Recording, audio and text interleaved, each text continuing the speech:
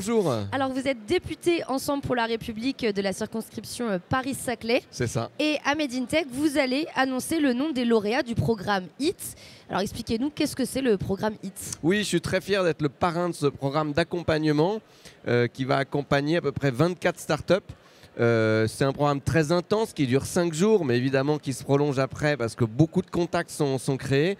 C'est un parcours qui permet de travailler du début d'une idée à comment on l'intègre dans le parcours de soins, comment on travaille avec des hôpitaux, comment on travaille avec les médecins, et vraiment de faire un grand pas dans son projet. Donc les startups qui y participent sont très contents. C'est la 3e fois qu'on fait ça. Il y a plus de 80 entrepreneurs et entrepreneuses qui ont été accompagnés.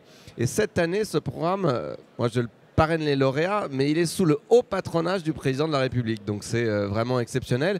Et tout ça, ça se fait grâce évidemment à Made in Tech, mais aussi grâce à l'Hôtel Dieu, à Paris Santé Campus, au ministère de la Santé, et puis j'oublie, et bien sûr BPI France, dont on a toujours besoin, très important. Alors justement, on est dans un salon autour de l'innovation, notamment en santé. En tant que député, vous, comment est-ce que vous pensez que les acteurs publics peuvent encourager l'innovation en santé?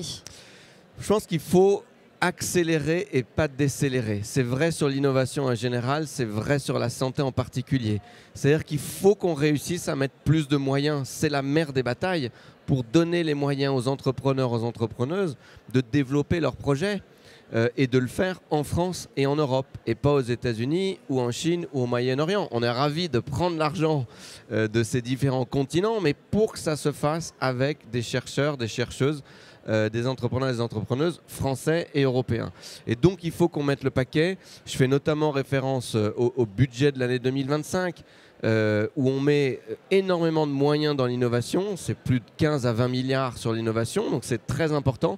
Mais ces moyens, c'est la petite note négative, ils sont en décélération par rapport aux années précédentes. Et dans un monde qui accélère, avec les États-Unis qui accélèrent, la Chine qui accélère, il faut aussi qu'on accélère. Et donc les responsables publics, il faut qu'on se mobilise encore plus et encore mieux pour donner les moyens à ceux qui entreprennent de le faire. Ça, je pense, c'est une première chose. Il y a une deuxième chose aussi, c'est qu'il faut qu'on arrive à simplifier et enlever un certain nombre de contraintes. Parce que je vois beaucoup trop de startups dans la medtech qui vont développer en France des brevets, des choses qui sont exceptionnelles, mais pour réussir à tester, pour réussir à aller sur un marché, parfois ça va plus vite quand on va hors de l'Europe.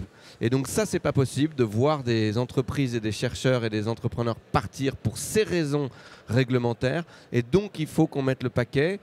C'est quelque chose qu'on a porté très fortement au niveau de l'Union européenne, qui a été repris dans le programme de la Commission européenne par Ursula von der Leyen. Réussir à simplifier et soutenir aussi ces entreprises comme ça. Moi, je dis, pour résumer souvent, il faut innover avant de réguler.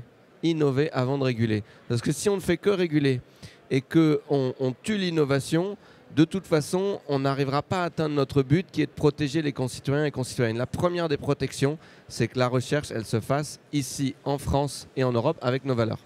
Et justement, vous, dans votre circonscription, est-ce que vous avez des exemples de projets comme ça que vous avez pu accompagner d'innovation en santé? Alors moi, j'ai une chance infinie, c'est que ma circonscription, c'est tout le plateau de Saclay, tout l'écosystème d'innovation Paris-Saclay. C'est un des top 10 écosystèmes d'innovation au monde.